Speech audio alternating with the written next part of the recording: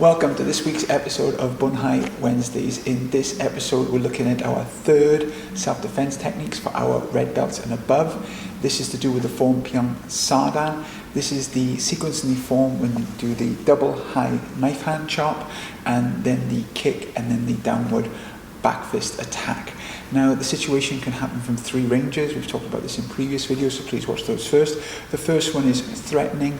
They could have a hand out, they could be pointing, but basically you're going to open like the start of the form. We're going to go back to this move because it's a good opening move where you split the energy, and then from there the strike to the jaw will push the head out the way as you grab their wrist. Now, as you're pushing on the head here, you quickly switch your stance from a back stance to a front stance facing the opposite direction, and you take their hand high and their head lower, essentially spinning them.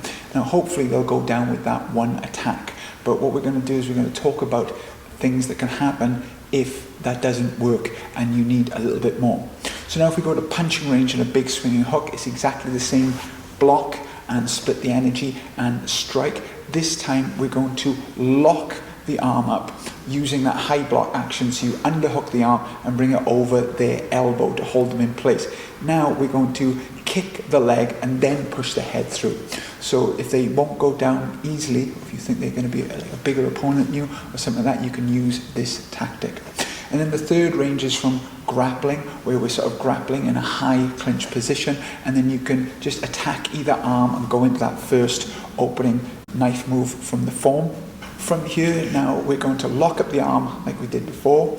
We're going to hit the head and push it through. We're going to kick the leg out, but now, like the jump in the form, is going to represent a step to the side, and then we're going to push down and strike with the back fist. So there you have all three ranges, and you can experiment with this in a play. So sometimes your partner threatens, sometimes they strike, and sometimes they grapple, and you can mix and match which whatever works. You play with this for a long time until you understand it, and then you carry on with the other techniques from the form. Thank you very much for watching this video. If you want to see any applications from any other forms, please leave in the comments below. Until next time, Tang Soo Do.